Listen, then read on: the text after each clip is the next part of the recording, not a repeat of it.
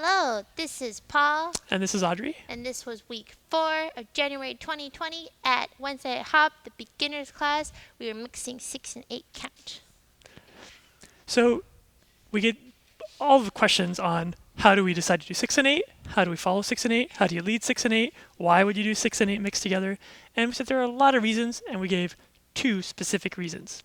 The first one was comfort. Sometimes we might find that it's more comfortable to do 6 count versus 8 count because the 8 count has that extra rock step. There's a higher energy associated where 6 count's a little bit more mellow, and that's true of whether or not you do triple steps or just step pulses. Second one was artistic expression, and we basically said if you do 8 count basics all the time, you end up on the same beat on the rock step every time in the music, whether that's count 1 or 5, wherever you start. But you don't transition. Music that has different hits on 1, 3, 5, and 7 require you to get somehow to those counts for the rock step, and 6 counts is a way to get to that. So if you mix them, you can artistically move your emphasis to different parts in the music. So then we talked about how we can be very clear and understand when something is 6 count versus an 8 count, very similar move. And for follows, we talked about the main things to keep in mind are to be flexible with our footwork because we're kind of just doing things on the fly. And so being able to mix up our triples versus our steps, the order of them is super helpful. Also being able to keep my balance because I don't know the direction that I'm going. I don't know which way I'm rotating yet. And so being really grounded and balanced helps a lot. And leads. Now for you. So we said, hey, as long as you know what you're going to do and you're not fudging your footwork, but you're executing the step that you want to do, and you keep this nice cradle in your arm and the non-digging fingers in your hand here, the follow will be able to feel how you're moving. So if you're moving here and then you start moving back, that directly translates versus 1, 2, 8 counts.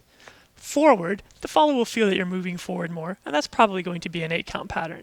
So decide in your head ahead of time and keep that form. Cool.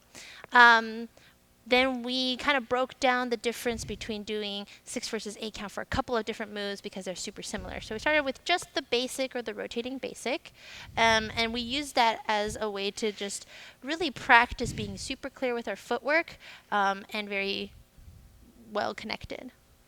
So again, the 6 count basic versus the 8 count basic. Do, ba, shoot, get up. Do, ba, shoot, ba, do, get up. Do, ba, shoot, get up. Then we moved on to the tuck turn. And with the tuck turn, you can do 6 count versus 8 count tuck turn. And the key for leads was keep your hand up when you'd like to turn more and bring your hand down when you're done with the turning. So 1, 2, 3, 4, 5, 6, 7. 5, 6.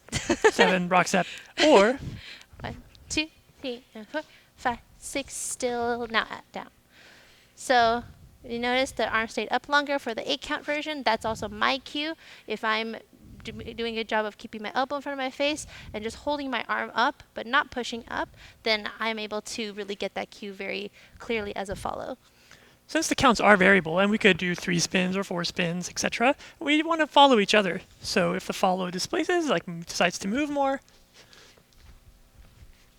I'm just going to feel with the hand and just follow them like a, Goodbye! yeah, like a good partner would, and likewise the other follow would follow the lead if they are moving. Now once we're back in open, there are a couple different ways to get back into closed. We talked about differentiating between 6 and 8 count drifting back into closed. So when we're in open, 1, 2, 6 count, 5, and 6. Versus the 8 count version, and 1, 2, 3, and 4, 5, 6, 7, and 8. 2, 3.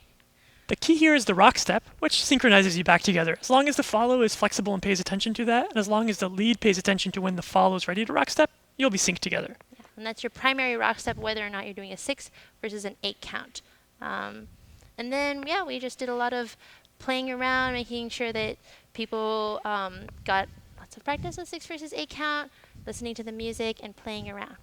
Yep.